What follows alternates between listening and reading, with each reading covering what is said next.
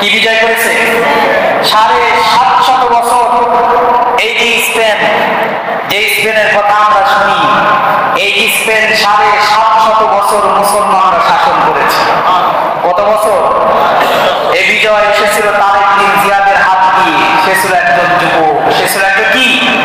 আমরা সালাউদ্দিন আইয়ুবীর ইতিহাস পড়েছি, বাগদাদের সালাউদ্দিন আইয়ুবীর ইতিহাস আমরা পড়েছি।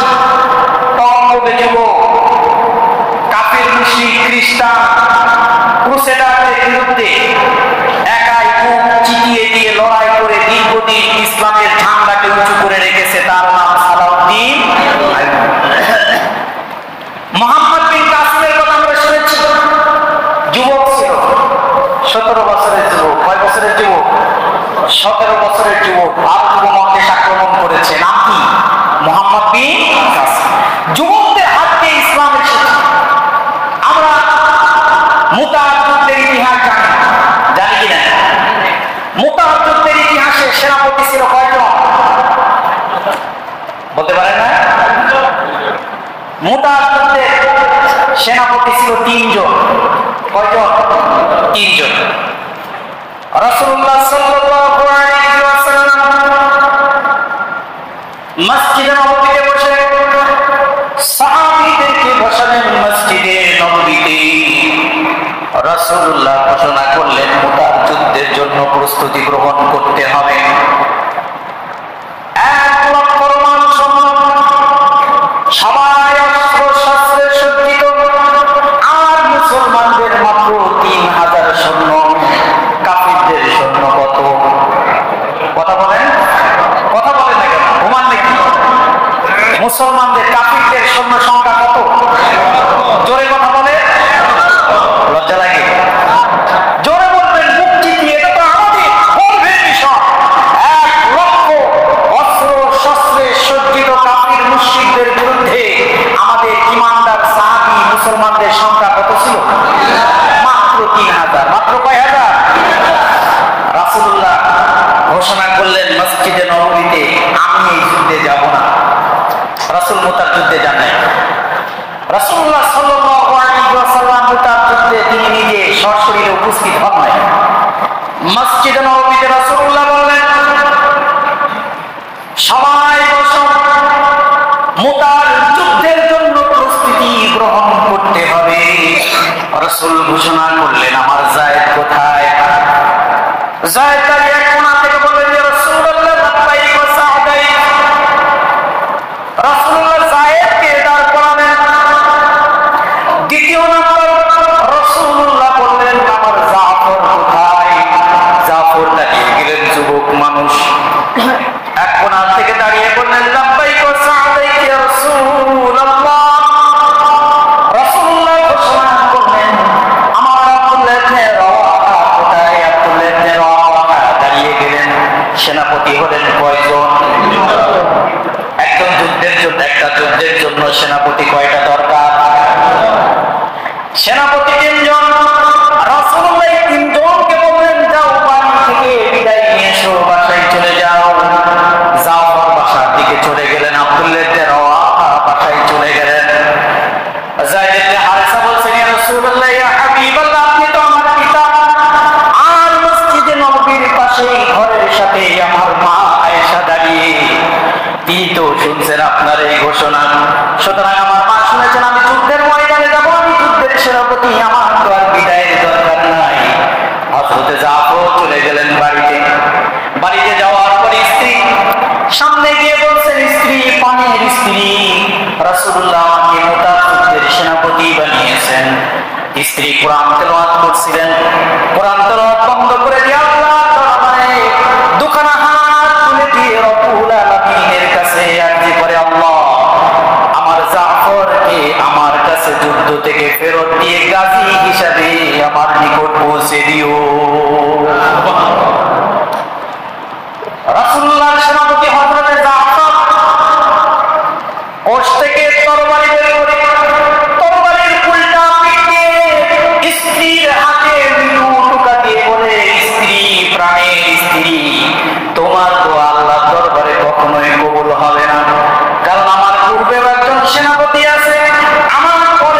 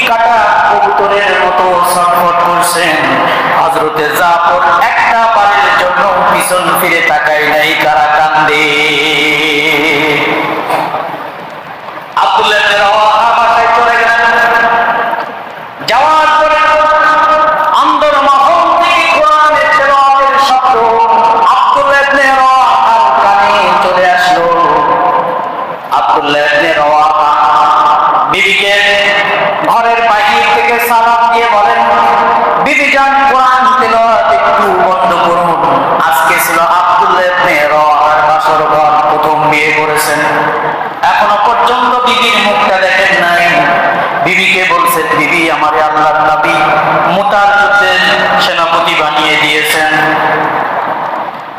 আমি মুতার যুদ্ধে রওনা দিচ্ছি।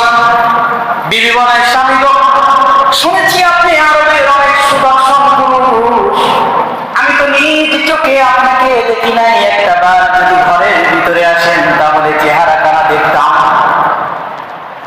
আল্লাহর নবী সাহাবী হযরত আব্দুল্লাহ ইবনে রাওয়াহা বলেন, ও আমার বিবি, আমি যদি ঘরের ভিতরে প্রবেশ করি তোমার প্রতি আমার প্রেম ভালোবাসা জাগ্রত হবে, হয়তোবা আমি ইসলামের এই সেনাপতির দায়িত্ব পালন করতে গিয়ে একটু বিঘ্ন ঘটবে। বিবি বলে, না, আমি আল্লাহ কসম করে বলছি আপনার প্রতি আমি কোনো প্রেম নিবেদন করব না, চেহারা খানা একটু দেখতে চাই, কাল কিয়ামতের ময়দানে যেন আমার পরিবার টুকরা স্বামীরে আমি যেন দুপান ভরে চিনে নিয়ে জান্নাতে যেতে পারি। যুদ্ধের ময়দানে রওনা দিয়েছেন আব্দুল্লাহ ইবনে রাওয়াহা। হযরত যায়েদ ইবনে হারিসা, হযরত জাফর, হযরত আব্দুল্লাহ ইবনে রাওয়াহা যুদ্ধের ময়দানে রওনা দিয়েছেন। যুদ্ধ শুরু হয়ে গেল। হযরত যায়েদ ইবনে হারিসা শহীদ হয়ে গেলেন। হযরত জাফর ইসলামের পতাকা উঁচু করে ধরেছেন। কাফির মুশরিকরা হযরত জাফরের ডান হাতে কপল, ডান হাত শরীর থেকে বিচ্ছিন্ন হয়ে গেল, বাম হাতে কপল, বাম হাত শরীর থেকে বিচ্ছিন্ন হয়ে গেল, দুই পায়ে মুখ দিল, ইসলামের পতাকা জমিনে পড়া পড়া ভাব। দূর থেকে আব্দুল্লাহ ইবনে রাওয়াহা চিন্তা করলেন, জাফর সেনাপতি শহীদ হয়ে গেছেন, কিন্তু পতাকা কে উঁচু করে ধরেছে, আমার আগে বুঝি কেউ পতাকা উঁচু করে ধরলো। হযরত আব্দুল্লাহ ইবনে রাওয়াহা একটা দৌড় দিয়েছেন, দৌড় দিয়ে গিয়ে দেখেন হযরত জাফরের দুই হাত দুই দিকে, দুই পা দুই দিকে, কেউ ইসলামের পতাকা উঁচু করে ধরে নাই। হযরত জাফর দুইটা দাঁত দিয়ে ইসলামের পতাকারে উঁচু করে ধরছে।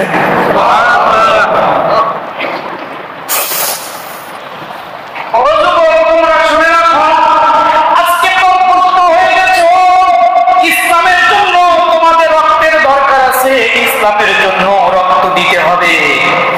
28 অক্টোবর আজকের কথা নয়, আজ থেকে অনেক দিন আগে পল্টনের ময়দানে ইসলামী আন্দোলনকে সচল করার জন্য অসংখ্য যুবক লগি বইটার আঘাতে জীবন দিয়েছে, তাই নাই? সুতরাং যুবক, আল্লাহ নবী ঘোষণা করেন, ওয়াশাকুন নাশা ফি ইবাদাতিল্লাহ, যেদিন কঠিন মুসিবতের সময় আল্লাহর আরশের ছায়া ছাড়া কোনো ছায়া থাকবে না, সেই দিন এক শ্রেণীর যুবক আল্লাহর আরশের ছায়ায় জায়গা পাবে। তারা কারা? হযরত আবু হুরায়রা বর্ণনা করেন, হযরত আবু হুরায়রা বর্ণনা করেন, আমি কোন একদিন ঘুমের ভিতরে স্বপ্নে দেখলাম হযরত জাফর জান্নাতের ভিতরে পাখি হিসাবে উঠছে। আমি জাফরকে বললাম, জাফর, আল্লাহ তোমার সাথে কেমন আচরণ করেছে, ব্যবহার করেছে? হযরত জাফর বলেন, আমার সাথে যা ওয়াদা ছিল আমি সব কিছু পেয়েছি, আমার আর জীবনে কোনো চাওয়া নাই, তবে একটা চাওয়া আছে, যদি আল্লাহ আমার সুযোগ দেয় আমি আবার জমিনে গিয়ে ইসলামের জন্য জীবন দিয়ে আবার শহীদ হতে চাই। এমন জীবন গঠন করতে হবে যে জীবন আমি মারা গেলেও এই পৃথিবীর মানুষগুলো সারা জীবন মনে রাখবে। এমন জীবন আমাকে তৈরি করতে হবে যে জীবন ইসলামের জন্য কাজে লাগে। কিসের জন্য কাজে লাগে? কিন্তু আমাদের যুব সমাজ আজকে ধ্বংসের দ্বার প্রান্তে চলে গেছে। প্রত্যেকের হাতে স্মার্টফোন আছে না নাই? আজকে স্কুল, কলেজ, ভার্সিটি গুলোর দিকে তাকালে দেখা যায় আমাদের যুবকদের কত অধপতন। ছোট ছোট বাচ্চারা তারা স্টিচিং করে, তারা নেশার সাথে জড়িত, তারা বিভিন্ন মেয়েদের সাথে সম্পর্ক স্থাপন করে রাতের পর রাত চ্যাটিং করে রাত জাগ্রত করে তারা সূর্যোদয় দেখতে পায় না। যুবক আমাদের সমাজে তৈরি হয়ে গেছে। তারা মুরব্বীদেরকে সম্মান করে না, সালাম দেয় না, নিজেরা মুখ উঁচু করে চলে, শিক্ষকদের সাথে সম্মান দিয়ে কথা বলে না, শিক্ষকদের অপমান করে। আমি গত জুমার আগের জুমায় বলেছি না, শিক্ষক একটা ছাত্রকে আদব শিক্ষা দেওয়ার জন্য যদি শাসন করে, নিরাপদে এই শিক্ষক বাড়ি যেতে পারবে কিনা এর গ্যারান্টি নেই। নিরাপদে শিক্ষক বাড়ি যেতে পারবে কিনা এর কি নাই, গ্যারান্টি নেই। কারণ ইতিহাস অনেক কথা বলে যে অনেক জায়গায় অনেক যুবক তারা শিক্ষককে যখন ক্লাসে শিক্ষক তাকে শাসন করেছে, তিন রাস্তার মোড়ের উপরে বন্ধুদের বকাটে ছেলেদেরকে সঙ্গে নিয়ে শিক্ষককে উত্তম মাধ্যম দিছে কি দেয় নাই? আমি এই যে গত কয়েকদিন আগের একটা উদাহরণ দিয়েছিলাম, এইচএসসি রেজাল্ট যখন প্রকাশ হয়, একটা স্কুলের একটা ইংরেজি ছাত্র, ইংরেজিতে একটা ছাত্র পাস করে নাই। একটা কলেজে একটা ছাত্র ইংরেজিতে পাস করে নাই। একটা ছাত্র টিচারকে ফোন দিছে, ফোন দেওয়ার পর বলছে আপনি কোথায়? তো বলছে আমি কোথায়, তুমি কে? বলছে আমি কে পরে আপনি কোথায় এটা বলে। তখন শিক্ষক বুঝতে পারছে কথার টোন বেশি ভালো না, ওর কথা আচার আচরণ খুব একটা ভালো না। তখন এই ছাত্র এবার থেকে বলছে একটা ছাত্র ইংরেজিতে পাস করে নাই, তার মানে সব দোষ আপনার, আপনি আছেন কোথায়, আপনাকে বানানো হবে। শিক্ষককে বলছে। আমার জীবনে আমি দেখেছি শিক্ষককে কিভাবে সম্মান করতে হয়। আরে এই সমস্ত ময়দানে না গেলে বুঝতেই পারবেন না, চিনতেই পারবেন না ছাত্র আর শিক্ষকের কতটুকু মর্যাদা। ছাত্র যখন শিক্ষককে দেখে, আমরা দেখেছি, আমি যখন ছোট ছিলাম ক্লাস 8, 9, 10-এ পড়ি, তখন আমি দেখেছি যে আসরের পরে ছাড়া আমাদের বের হওয়ার কোনো সুযোগ ছিল না। আমরা বের হয়েছি, শিক্ষকরাও বের হয়েছে। শিক্ষক রাস্তা দিয়ে হাঁটছে, একটা ছাত্র শিক্ষকের এক কদম সামনে দিয়ে হাঁটার ক্ষমতা নাই। সবাই মৌমাছি চাকের মতো পিছনে পিছনে, আর শিক্ষক সামনে যাচ্ছে, মনে হচ্ছে একটা মিছিল যাচ্ছে। সুবহানাল্লাহ। যাবতীয় ইচ্ছুক, জ্ঞান আহরণ করতে ইচ্ছুক, শিক্ষক হাঁটছে, প্রশ্ন করছে, শিক্ষক প্রশ্নের উত্তর দিচ্ছে।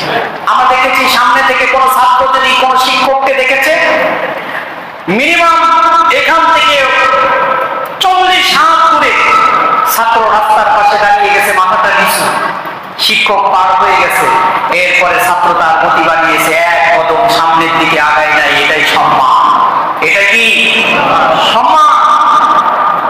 কিন্তু আজকে শিক্ষকদেরকে ছাত্ররা কিভাবে সম্মান করতে হয় এটা জানেই না। কারণ এই সম্মান, এই শিক্ষাটা ছেড়ে পায় কোথা থেকে? পরিবার থেকে পায়। কোথা থেকে পায়? পরিবার থেকে পায়। কেমনে শিখবে? একটু যদি কোনো আসর লেগেছে ছাত্রর গায়ে, ওই ছাত্রের সামনে সঙ্গে সঙ্গে টিচারকে ফোন দেয়, ফোন দিয়ে টিচারকে শাসায়। তাহলে যদি কোনো অভিভাবক কোনো সন্তানের সামনে ছোট্ট বাচ্চা সাক্ষীর ভিত্তিতে যদি একজন শিক্ষককে শাসন করে, তাহলে ওই ছাত্র তার বাবা মার কাছ থেকে কি শিখবে? সেও তো এরকম বেয়াদবি শিখবে। কথা ঠিক কিনা? এই জন্য আজকে সমাজ আদব শিক্ষা দিতে পারে না, আজকে সমাজ শিক্ষা দেয় সব বেয়াদব। সবগুলো কি আদব নাই এদের ভিতরে। ও যুবক, তোমাদেরকে বলছি, ইসলাম থেকে শিক্ষা নাও, তাদের জীবনটা কেমন ছিল। ইতিহাস ভুলে গেলে চলবে না। খালি একটা ইতিহাসই আমাদেরকে শিখিয়েছে মুক্তিযুদ্ধের চেতনা, এছাড়া কি আর ইতিহাস নাই? একটা ইতিহাসই আমরা জানি, বইয়ের পাতা উল্টাতেই খালি মুক্তিযুদ্ধের চেতনা, মুক্তিযুদ্ধের চেতনা, চেতনা। এই জন্য আমি বলি 55 বছর ধরে এই যে স্বাধীনতা লাভ করেছে, যদি 55 বছর চেতনার ব্যবসা না করে যদি দেশ নিয়ে অন্তত 4 আনা যদি কোন চিন্তা ভাবনা হতো, আমার দেশ স্বর্ণের দেশে পরিণত হয়ে যেত। যখন যে এসেছে চেতনার ব্যবসা করেছে কিনা? এই জন্য আল্লাহ তাআলা আমাদের যুবকদেরকে ইসলাম বোঝার তৌফিক দান করুন, সবাই আমিন। আল্লাহ নবী সাল্লাল্লাহু আলাইহি ওয়াসাল্লাম ঘোষণা করেন, 2 নম্বর গেল আরশে আল্লাহর ছায়ায় জায়গা পাওয়া 2 শ্রেণীর মানুষ।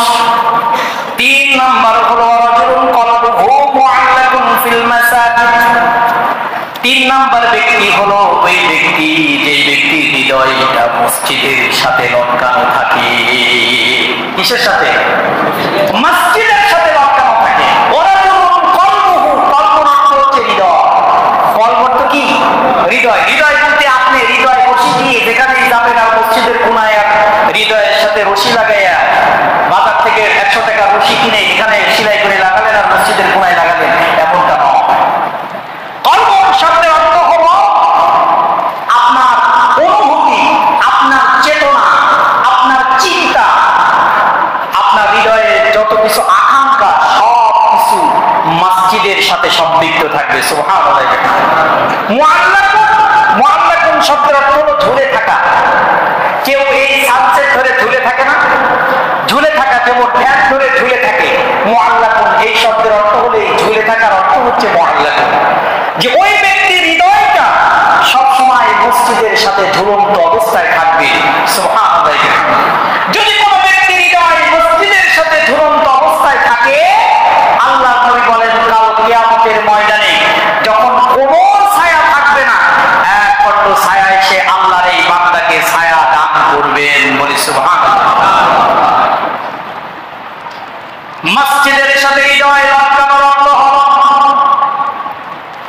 বান্দা যখন মসজিদে মুয়াজ্জিন আযান দিলেন, আসসালাতু খায়রুম মিনান নাওম, ঘুম থেকে নামাজ উত্তম, আরামের ঘুমকে হারাম করে দিয়ে ওযু করে ফজরের নামাজের জন্য মসজিদে দৌড়াবে। সুবহানাল্লাহ। যতই ঘুমন্ত থাকুক দেখবেন যারা 5 ওয়াক্ত নামাজ পড়ে তাদের অ্যালার্মের দরকার হয় না। কিসের দরকার হয় না? 5 ওয়াক্ত নামাজ যারা পড়ে তাদের অ্যালার্ম দেওয়ার দরকার হয় না।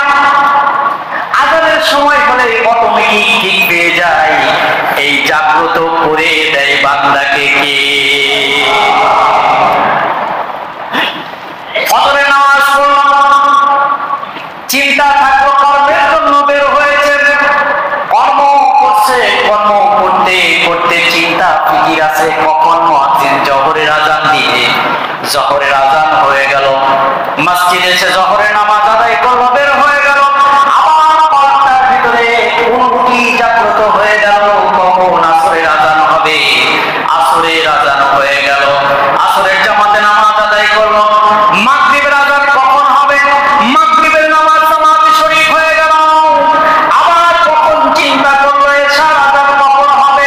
এশার আযান হলো, আল্লাহর আদেশ পালন করলো, ওয়ারকাউ মা'আর রাকিঈন ওয়াসজুদু মা'আস সাজিদিন। এই নির্দেশনা কার? কথা বলেন। এই নির্দেশনা কার? আল্লাহ নির্দেশ করে দিলেন ওয়ারকাউ, রুকু করো। কি করো? রুকু করতে হলে কি লাগবে? নামাজ লাগবে। নামাজ ছাড়া রুকু করতে পারবে? ওয়ারকাউ, রুকু করো মা'আর রাকিঈন, রুকুকারীদের সাথে।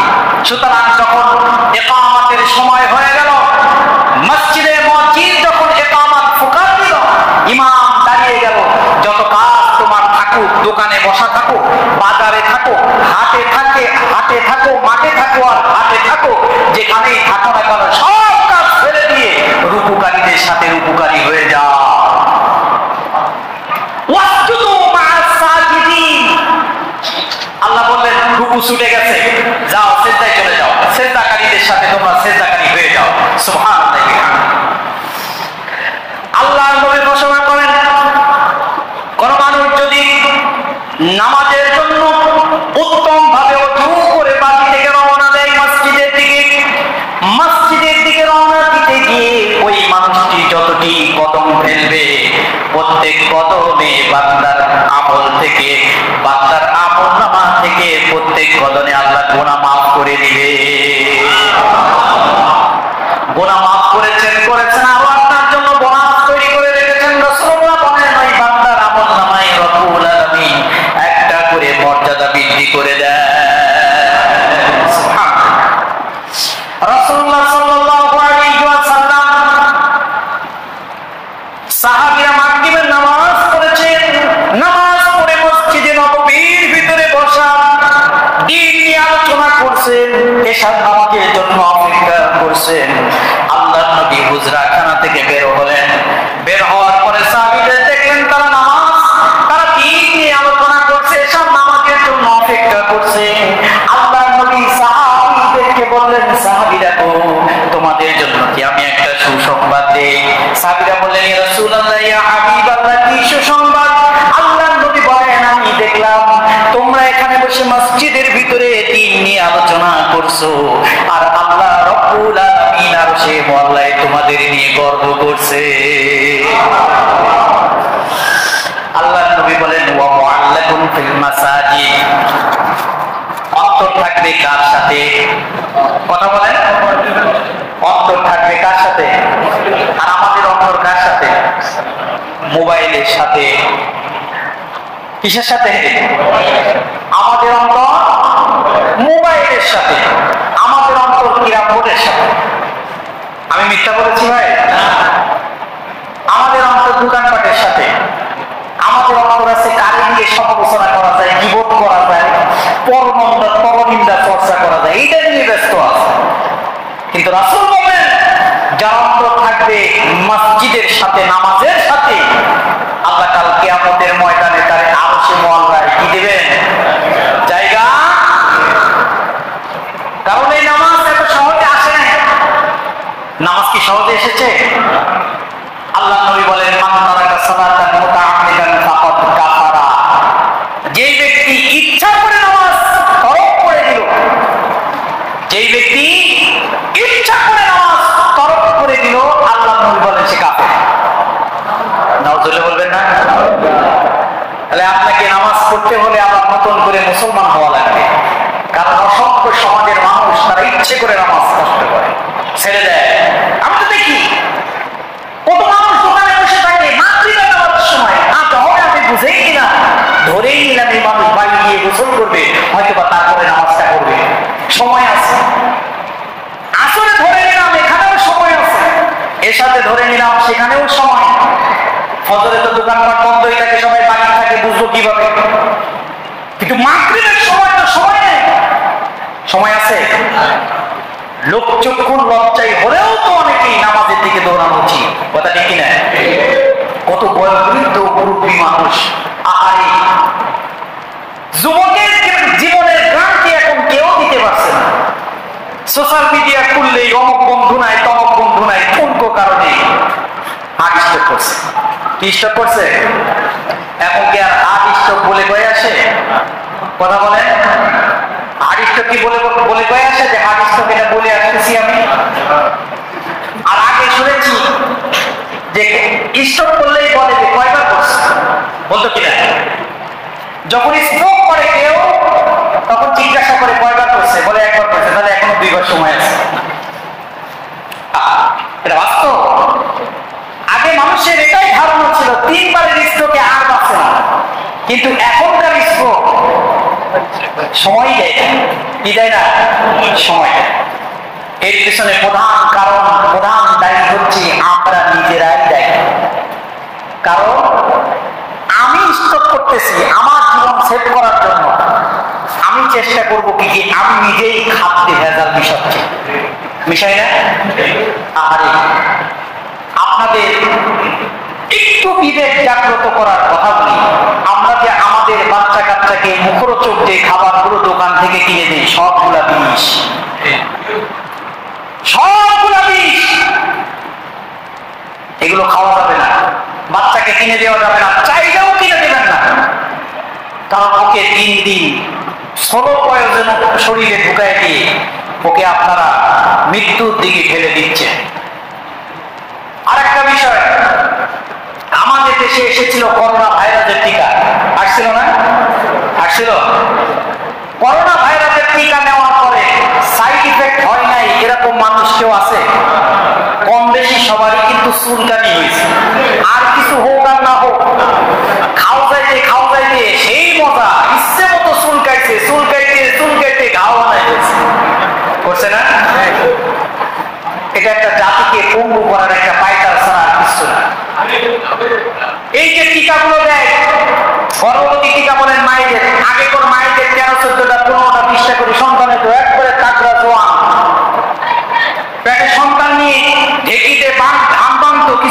করতো না। আর এখনকার মাদের সে একটা সন্তান পেটে আসলে ওরে সর্বনাশ, তার খেদমতের জন্য আরো 5 জন লাগে, লাগে কি না? আর একটা জায়গায় দুটা হলে 3টার বেলায় আর বোঝ নাই।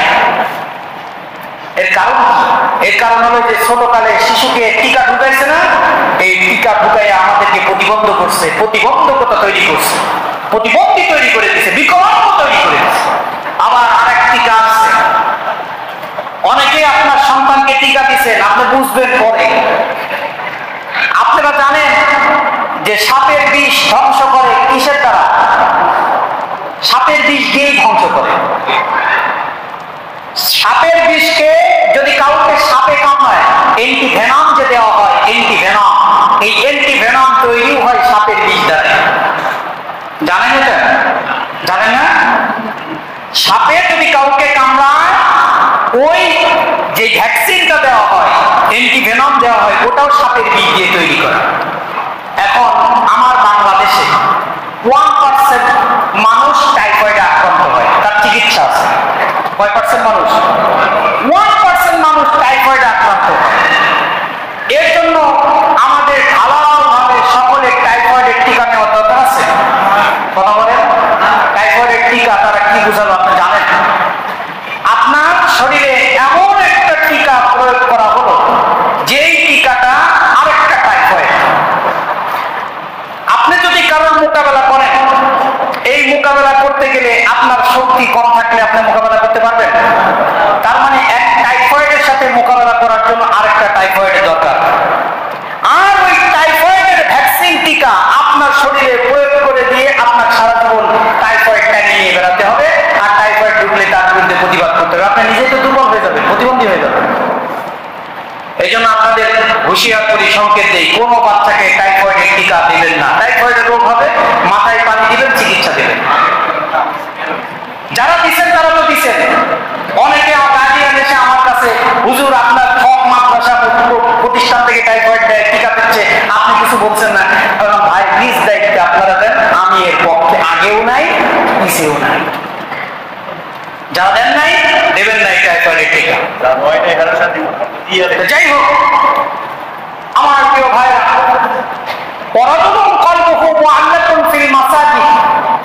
আমরা বলতে চাচ্ছি না যে যারা এই যে দোকানে বসে থাকে মৃত্যু কখন আসবে এর কোনো নিশ্চয়তা নাই। তারা চিন্তা করে আরে আরো তো সময় পাবো, এখন গিয়ে দাঁত খিলায় পান খেয়ে দাঁত খিলায় ঘুমাবো, সকালে উঠে আবার দোকানের উপর গিয়ে কুলি করবো, তার মানে আরো একদিন হায়াত পেলাম। এমনও তো হতে পারে এই রাতই আপনার শেষ রাত, হতে পারে না?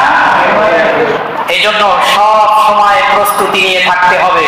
সব সময় কি নিয়ে থাকতে হবে? প্রস্তুতি নিয়ে থাকতে হবে।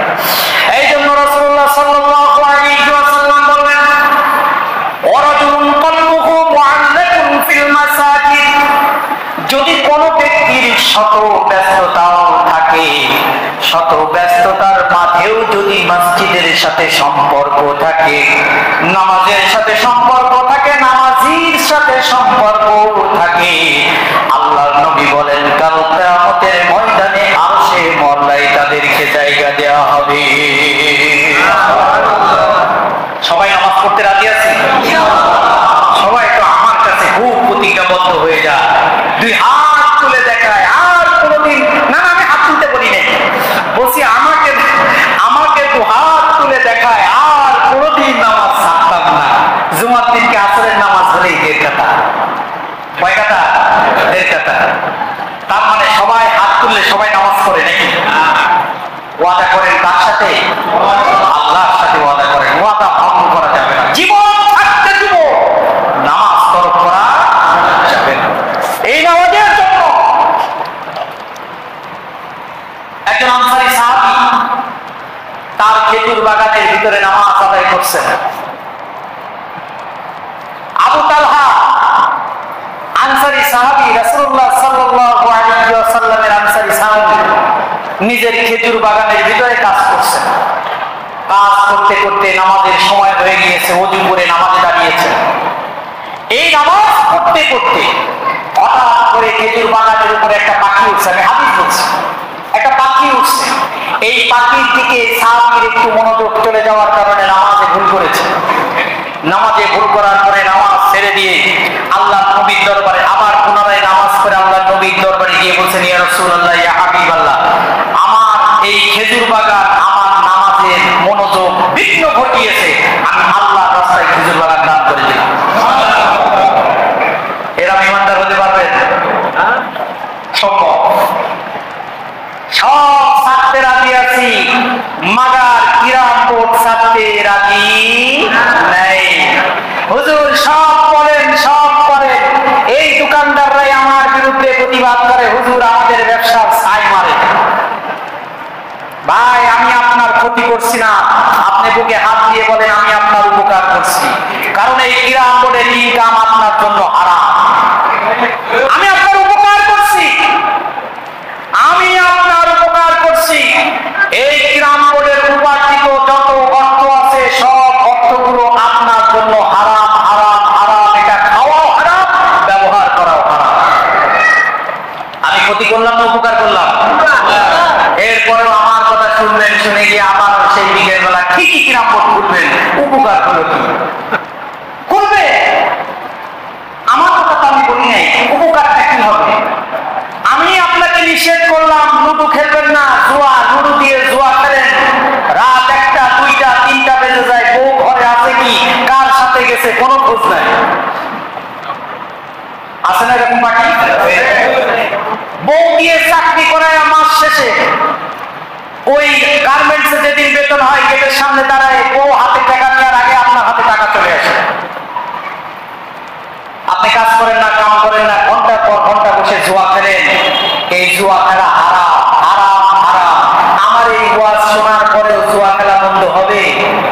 এই জন্য আমি বলেছিলাম পার্লামেন্টে থাকতে হবে আইন, যদি থাকে ডান্ডা মেরে ঠান্ডা করে দিবে একবার। আমি বলেছি আমি যদি আমাদের আইন জারি করি আমার চাকরি থাকবে না, এটা সত্য। কিন্তু গভর্নমেন্ট যদি আমাদের আইন জারি করে, গভর্নমেন্ট যদি বলে জুয়া খেলা যাবে না, গ্রাম খেলা যাবে না, এগুলো হারাম, তাহলে দেখবেন সব সোজা হয়ে যাবে। যাবে কিনা? এই জন্য প্রিয় ভাইরা আমার, যারা মসজিদের সাথে হৃদয় এখনো সংযুক্ত করতে পারেন নাই, মেহেরবানি করে করজোড় বিনতি করি, জীবনের যে কোনো সময় মোড় ঘুরে যেতে পারে। এই জন্য আপনারা সবাই আল্লাহর কাছে রুকু করবেন, সিজদা করবেন, আল্লাহ কবুল করুন সবাই আমিন। 3 নাম্বার, 4 নাম্বার হলো ওয়ারাজুলান তাহাব্বা ফিল্লাহি ইজতামা আলাইহি ওয়া তাফাররাকা আলাইহি। রাসূলুল্লাহ বলেন, পৃথিবীতে যদি কাউকে ভালোবাসতে হয় তাহলে ভালোবাসতে হবে কার জন্য? আরো আসতে বলেন, নাকি স্বার্থ নিয়ে ভালোবাসতে হবে? পৃথিবীতে আমরা যারা ভালোবাসি সবাই আমরা স্বার্থের ভালোবাসা দেখায়। কিসের ভালোবাসা দেখায়? টাকা ধার দিলেই ওই যদি যাওয়া যায় দেখবেন জামাইরা তোর পাওয়া যায়, আর যদি টাকা ধার না দিছেন তাহলে তার মুখের দিকে তাকানো যায় না। আছে না? এখনকার জামানায় কাউকে ভালোবাসতে গেলে, নিঃস্বার্থ ভালোবাসতে গেলে অনেক পরীক্ষায় পড়তে হবে, আপনাকে পরীক্ষা দিতে হবে। আপনি টাকা ধার দিবেন, আশা করেন না ওই টাকা আপনি পাবেন। হয় দান করবেন নিঃস্বার্থভাবে, আর তা না হলে তার সাথে সম্পর্ক ছিন্ন করতে হবে। ঠিক না? আপনি কর্জে হাসানা দিবেন কাউকে উপকার করার জন্য, ভালোবাসার বন্ধনকে স্থাপন করার জন্য, সংযুক্ত করার জন্য কাউকে আপনি কর্জে হাসানা দিতে যাবেন, হয় আপনি নিয়ত করবেন এটা আমি ফি সাবিলিল্লাহ দান করলাম, আর না হলে নিয়ত করবেন তার সাথে সম্পর্ক ত্যাগ করে দিলাম, ছিন্ন হয়ে গেল। কারণ টাকা চাইতে গেলে আপনার সাথে সম্পর্ক কি হয়ে যাবে? ছিন্ন হয়ে যাবে। টাকা সে ঠিক মতো জীবনও আপনাকে দিবে না, সেই দিন নাই, সেই দিন শেষ। তো আল্লাহ তাআলা আমাদেরকে ভালোবাসা জন্ম দিবে কার জন্য? আল-হুব্বু ফিল্লাহ ওয়াল বুগদু ফিল্লাহ। যদি ভালোবাসতে হয় ভালোবাসবো কার জন্য? আর যদি কাউকে ঘৃণাও করতে হয় ঘৃণা করবো কার জন্য?